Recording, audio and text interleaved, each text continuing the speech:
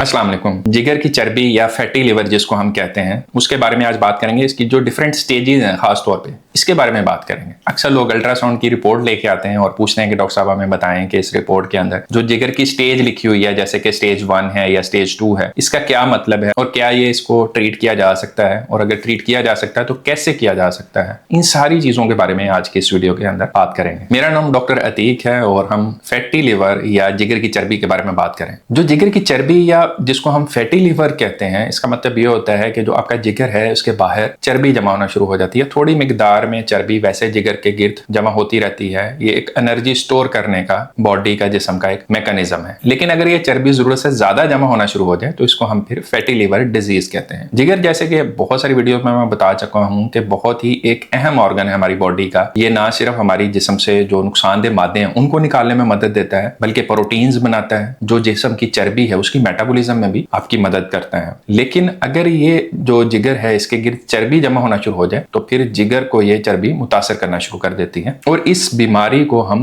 Fatty liver या फिर हम इसको non alcoholic fatty liver disease कहते हैं। लेकिन अब इसका नाम चेंज करके metabolic dysfunction associated steatotic liver disease रख दिया गया है। आम लफ्जों में हम इसको जिगर की चर्बी कहते हैं। इसकी जो स्टेजेस की अगर बात करें तो इसकी 3 स्टेजेस होती हैं। जो पहली स्टेज होती है उसमें ये समझ लें कि जो जिगर है उसके गिर्द जो चर्बी है वो 5% से लेके 33% तक हो जाती है, यानी आपके जिगर के 1/3 हिस्से में चर्बी आ जाती है। इसके बाद जो स्टेज 2 होती है उसमें जिगर की चर्बी 33 to 66% तक हो जाती है, यानी आधे से भी ज्यादा जिगर जो है वो चर्बी में लिपट जाता है। और थर्ड जो लास्ट स्टेज होती है जिसको हम स्टेज 3 कहते हैं उसमें 66% से भी ज्यादा जिगर के गिर्द चर्बी इकट्ठी हो जाती है। तो आपको इसी बात से अंदाजा हो गया होगा कि जैसे जैसे स्टेज बढ़ रही है जिगर की चर्बी बढ़ रही है और ये उतनी ही ज्यादा खतरनाक होती जा रही है। वजूहात की बात करें जिनकी वजह से जिगर की चर्बी बनती है, उसमें जो टॉप ऑफ द लिस्ट है वो रिफाइंड कार्बोहाइड्रेट्स हैं। उसमें मैदे का इस्तेमाल है, जैसे बेकरी की सारी आइटम्स में इस्तेमाल होता है। समोसे, पकौड़े, इस तरह की जितनी भी चीजें आप ब्रेड वगैरह खा रहे होते हैं सब में मैदा इस्तेमाल होता है। इवन बाजारी जो रोटियां होती हैं उनके अंदर और नान वगैरह होते हैं उनके अंदर भी मैदा इस्तेमाल होता है। इसके अलावा जितनी भी स्वीट्स हैं उनके अंदर भी इसको इस्तेमाल किया जाता है। तो ये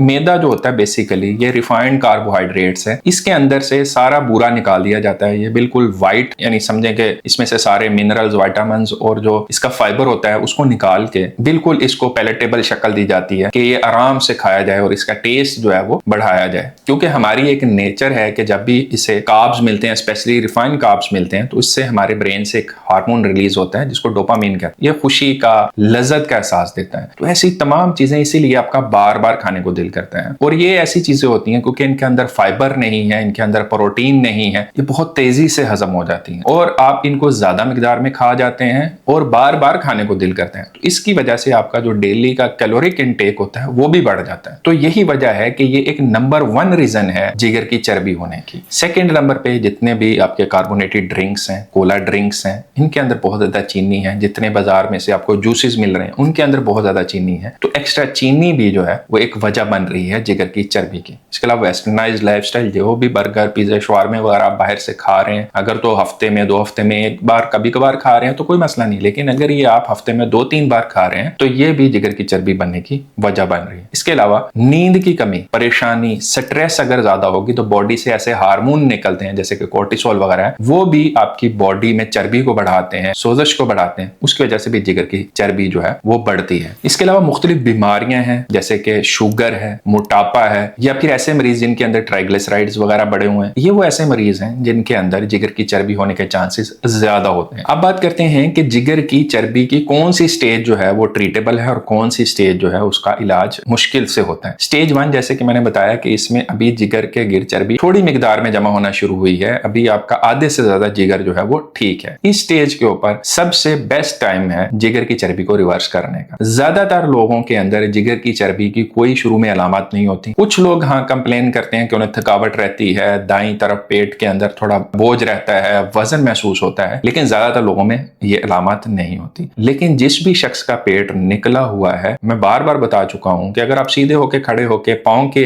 तरफ देखें, रास्ते में आपका पेट हाइल हो रहा है, तो इसका मतलब है कि बहुत ज्यादा चांसेस है कि आपके जिगर के गिर्द चर्बी है। तो फौरन अपना पेट का अल्ट्रासाउंड करवाएं, वहां से आपको पता चल जाएगा आपके जिगर के गिर्द चर्बी है या नहीं है और किस स्टेज पे है। तो स्टेज 1 पे पे ही हमने इसको कंट्रोल करना है। यहाँ पे अगर आप अपनी डाइट को ठीक कर लेंगे, एक्सरसाइज को अपनी जिंदगी में ले आएंगे। एक्सरसाइज में आपने सिंपल वॉक से शुरू करना है, डेली 30 से 40 मिनट की वॉक करें। सारे रिफाइंड कार्बोहाइड्रेट्स जो कि मैं बता चुका हूं, जितनी भी निशास्ते वाली ज्यादा चीजें हैं, बाजारी बेकरी आइटम्स हैं, कोला ड्रिंक्स हैं, इन सब से आपने परहेज करनी है। डाइट के अंदर फाइबर और प्रोटीन को बढ़ाना है। तो इस स्टेज के ऊपर सबसे बेस्ट चांस है आप अपने आप को जिगर की चर्बी से निजात दे सकते हैं। जो सेकंड स्टेज होती है, इसमें आधे से ज्यादा जिगर जो है उसके की चर्बी बन चुकी होती है। इस स्टेज के ऊपर भी जिगर की चर्बी को ठीक करना काफी हद तक पॉसिबल होता है। इस स्टेज के ऊपर भी सेम आपने इन हिदायत पे अमल करनी है। लेकिन अगर इन चीजों पे अमल करने के बाद 3 से 6 महीने एटलीस्ट आपने फुली फोकस्ड होकर उसके ऊपर अमल करना है। फिर भी अगर आपके जिगर की चर्बी ठीक नहीं होती तो ऐसी सूरत में आप डॉक्टर के मशवरे से डिफरेंट सप्लीमेंट्स इस्तेमाल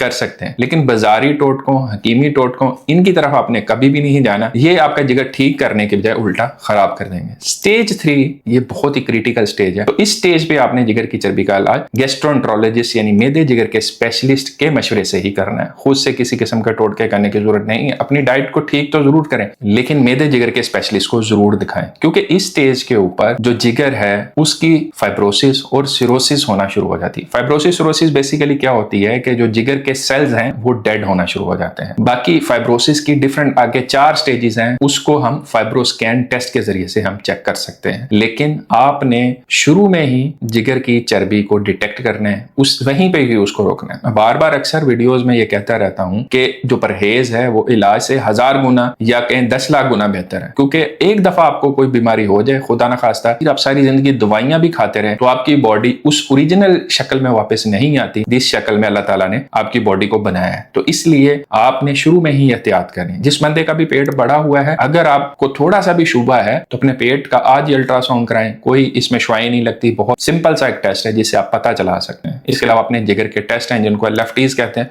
वो करवा सकते हैं। तो जिगर की चर्बी एक पेंडेमिक बन चुकी है। दुनिया में हर तीसरा शख्स इस बीमारी का शिकार हो चुका है। उनमें से आधे से ज्यादा लोगों को तो ये पता ही नहीं है कि उनको जिगर की चर्बी का मसला है, या जिनको पता भी हो वो इसको मामूली मसला समझते हैं। उन्हें लगता है कि ये वैसे ही है जैसे जिस्म के अंदर बाकी जगह पे चर्बी है। लेकिन उन्हें ये नहीं पता होता कि उनका जिगर जो इतना अहम ऑर्गन है बॉडी का, अगर इसके ऊपर चर्बी की तहें बनती रहेंगी तो आखिर में जिगर की खराबी का ये बायस बनेंगे और फिर उसकी वजह से बहुत सारी कॉम्प्लिकेशंस हो सकती हैं। इन कॉम्प्लिकेशंस के बारे में एक वीडियो में अलग से बना चुका हूं। अभी उस वीडियो का लिंक आपको डिस्क्रिप्शन में मैं दे दूंगा। उस वीडियो में जाके आप जिगर की चर्बी की खराबी की निशानियों को देख सकते हैं। उम्मीद है इस वीडियो से आपको यूजफुल इन्फॉर्मेशन मिली होगी। अगर वीडियो अच्छी लगी है तो इसको लाइक करें, दोस्तों के साथ शेयर करें। इस तरह की मजीद वीडियोस देखने के लिए चैनल को सब्सक्राइब भी कर लें। अल्लाह आपको, आपके घर वालों को और तमाम अहले याल को अपने हिफ्ज़-ओ-मान में रखें। अपना बहुत ख्याल रखिएगा। अल्लाह हाफिज।